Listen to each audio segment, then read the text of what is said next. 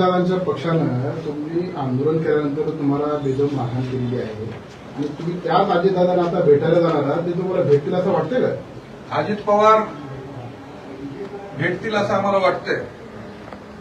त्याचं कारण असं आहे, पक्षाच्या अध्यक्षाला त्या समोर ही प्रदेशाध्यक्षाच्या समोर ह्या गोष्टी सगळ्या घडलेल्या आहेत.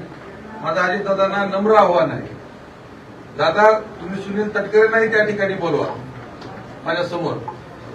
मी काय असंवैधानिक त्यांच्यासोबत व्यवहार केला त्या दिवशी आणि असंवैधानिक व्यवहार केला म्हणून मला त्या लोकांनी मारलं. एक शब्द जर मी चुकीचा बोलला असेल तर तुम्ही द्याल ती शिक्षा भोगायला तयार आहे.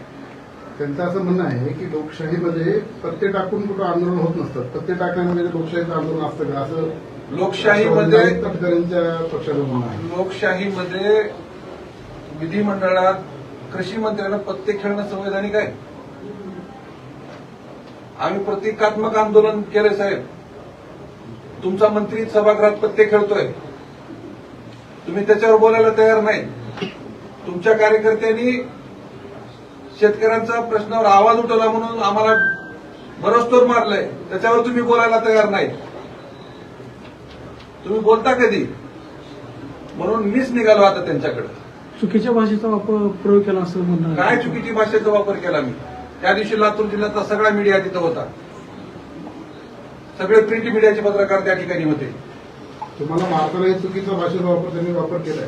मला मारताना तर चुकीची भाषा, तुझी काय अवकात आहे, तू आमच्या नेत्याच्या समोर पत्ते टाकतो का? शिव्या आई बहिणीवर मला शिव्या दिल्या त्या लोकांनी.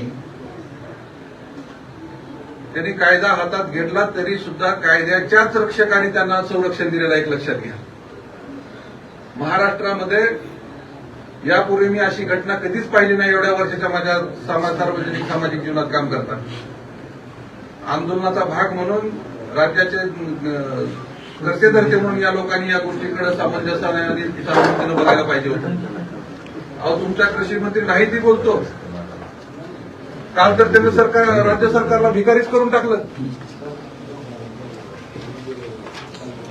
कृषी मंत्री पद हे मुख्यमंत्री पदापेक्षा श्रेष्ठ पद आहे. मी पदाचा राजीनामा देणार नाही, मी काही विनयभंग केला नाही असं त्यांचं म्हणणं आहे.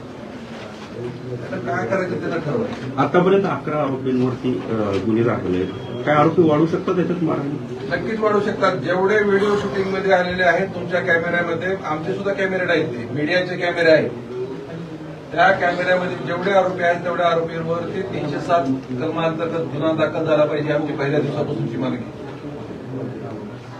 एवढं सगळं पोलिसांनी डोळ्यात देखत बघून सुद्धा तुम्ही गुन्हे दाखल केले नाहीत. किरकोळ कलम लावली, किरकोळ पानटपरीच्या समोर जी भांडणं किरकोळ होतात तशा पद्धतीचे सुद्धा गुन्हे कलम लावले नाहीत.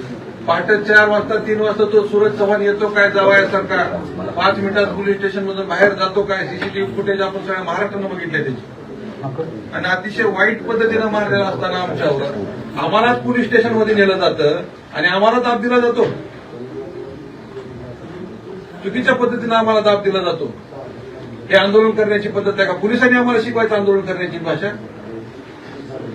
अत्यंत दुर्दैवी आणि वाईट घटना ही. शेतकऱ्यांच्या मुलांना तुम्ही काय आवाहन करा, शेतकऱ्यांना काय आवाहन करा? शेतकऱ्यांच्या पोरांना मी एवढंच आवाहन करतो, आता आपल्याला सरकारसोबत लढायला तयार राहिलं पाहिजे. शेवटी आपल्या काबाड कष्ट करणाऱ्या मायबापाचा कामाचा आपल्याला या ठिकाणी बदला घ्यायचा. अजितदादांनी जर वेळ तुम्हाला दिली नाही, मुख्यमंत्र्याला भेटणार. अजितदादांनी जर भेट नाही दिली, मी अजितदादांना का भेटायचं म्हणतो? त्या पक्षाचे ते प्रमुख आहेत आणि मला अजितदादाकडून न्यायाची अपेक्षा आहे. पोलिसांनी कर्तव्य बजावण्यात चुकीचं केलेलं आहे, त्या संदर्भात मुख्यमंत्र्यांशी नक्कीच भेटणार मी, मुख्यमंत्र्यांनाही भेटणार आणि ही दोघंही नाही भेटले तर मी राज्यपालाच्या दारात जाऊन बसणार. चला येतोय दादा, चला चला चला बाहेर चला.